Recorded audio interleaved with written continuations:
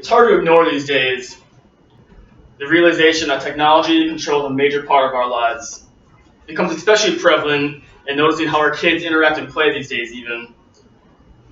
Virtual reality headsets, smartphones, Candy Crush. What happened to the good old days when we just used to play bouncing jacks or make paper airplanes? Well, today, ladies and gentlemen, I'm going to be showing you all a passion of mine for the last 5 or 6 days now, how to construct a proper paper airplane. The first and most important step in a paper airplane is to choose the right type of paper. Now, a rookie mistake is to use standard notebook paper. I'm going to show you why that's a terrible mistake, all right? Yep, right there, look at that. See that, ladies and gentlemen? That is FOD. All right, that is foreign object debris.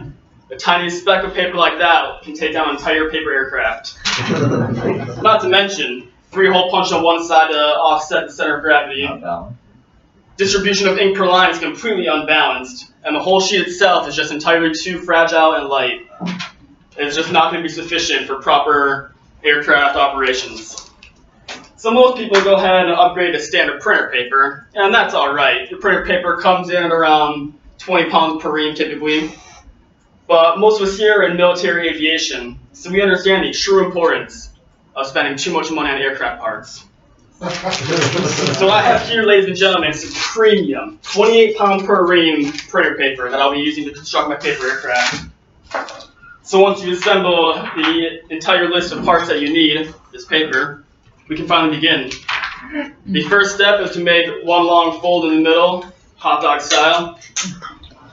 It's very important to make sure you get this fold as lined up as possible, because this is what's referred to as your $1 million line.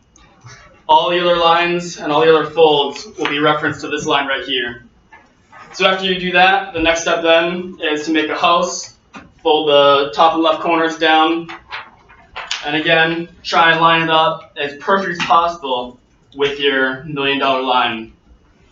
Make a nice solid crease in there, and the same thing on to the other side.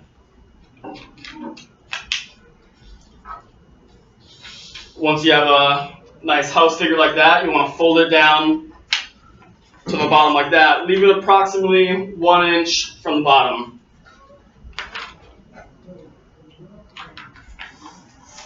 Make your crease there, make your crease there. The output of that fold should kind of look like an envelope.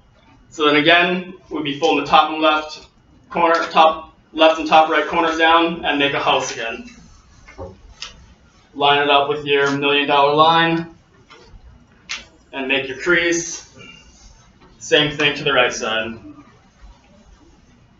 million line, and make a crease. Now, if we look at our prototype so far, you'll notice we have a little tiny triangle right here. This is what's going to be referred to as your station 6.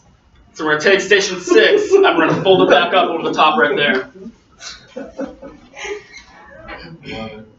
Again, make sure you have a nice and clean crease in there. Then we're going to fold the aircraft outboard, making sure that station 6 stays on the outside.